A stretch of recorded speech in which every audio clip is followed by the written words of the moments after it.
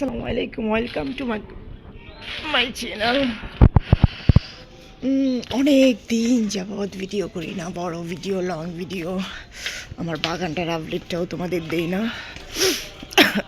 আজকে হলো ডিসেম্বর মাসের 22 তারিখ। প্রচুর প্রচুর ঠান্ডা। এই যে আমার বাগানটা।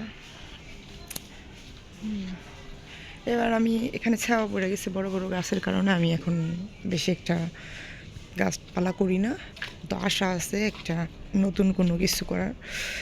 এখানে অনেক কিছুই লাগানো আছে, মানি প্লান্ট। দেখো আরেকটা জিনিস, এটা হলো রজনীগন্ধা।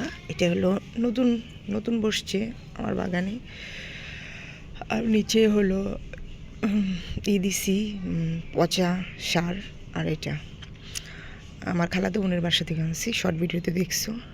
আর এই যে চলো ঠান্ডা, এই যে লঙ্ঘন বিচি ফালাইছিলাম খায়া, লঙ্ঘন গাছ হয়েছে একটা।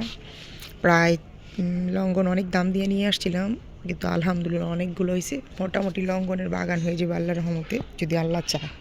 এই যে আর এই যে চন্দ্রমল্লিকাগুলা 3 বছরের আমার ছেলে নিয়ে আসছিল এই চারাটা, ছোট্ট। আমি এটা থেকে কাটিং করতে করতে এতগুলো করছি।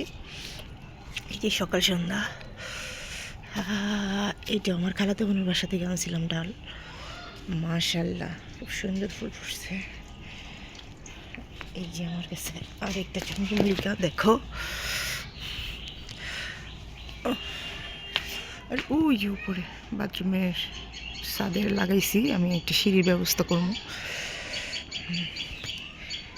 আগে এই জায়গাটা আমার, যারা আগে ব্লগ দেখছো জানো, এখানে আমি লাল কদু শাক করতাম। এটা হলো পুঁই শাক।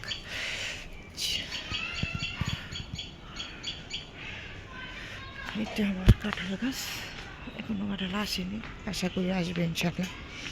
এটা হলো মালবেরি, কুয়াশা।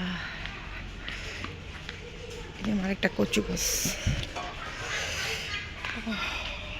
কালারটা তো সুন্দর আসতেছে না কেন আমি বুঝতেছি না, তো প্রত্যেকটা জিনিস অনেক সুন্দর।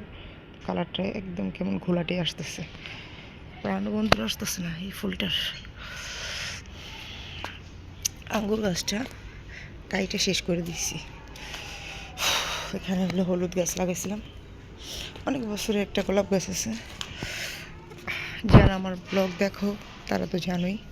আরেকটা জিনিস দেখে, এই ছোট্ট একটা পোশাক গাছে ছোট্ট একটা ফুল আসতেছে, দেখছো? আল্লাহ হাফিজ, ভালো থাকো। যে যেখানে আছো আমার জন্য দোয়া করো। তোমরা সকলে ভালো থাকো। আর ভিডিওটা ভালো লাগলে শেয়ার করে দিও। আল্লাহ হাফিজ।